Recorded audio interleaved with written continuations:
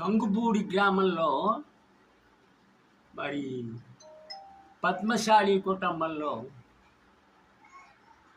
మేము దొడ్డివారి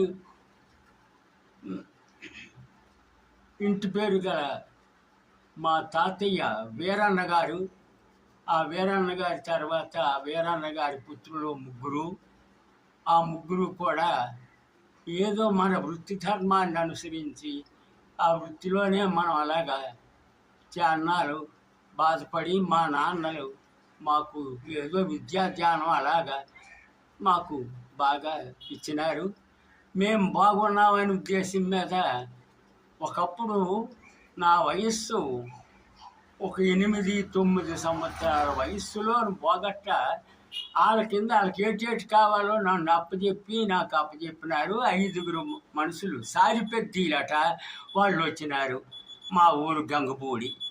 ఆ గంగబూడి సారిపెద్దీలు 5 వచ్చినారు.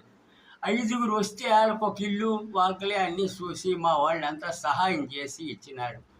వాళ్ళు ఎవరు వంట చేసుకునేవారు కారు. రాత్రిపూట ఎప్పుడో వంట చేసుకొని ఒక్కసారే తినేవారు వాళ్ళు.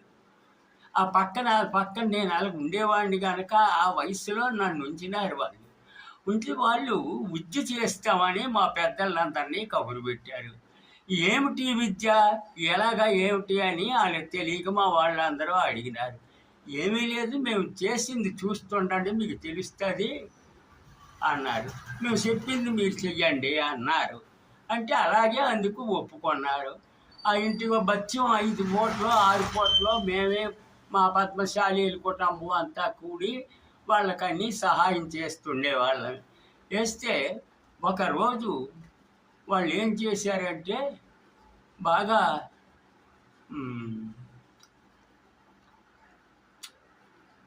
ఇది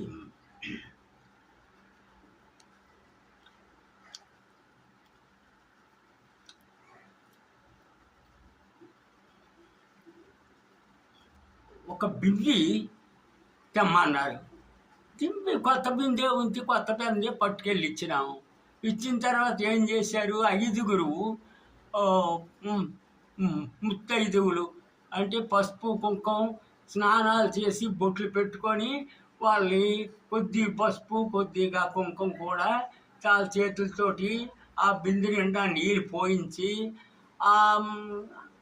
ఆ పసుపు కుంకుమ వాళ్ళ చేత కల్పించినారు. కల్పించిన తర్వాత వాళ్ళ చేతే ఆ బట్ట వీళ్ళు ఇచ్చినటువంటి వస్త్రం కప్పి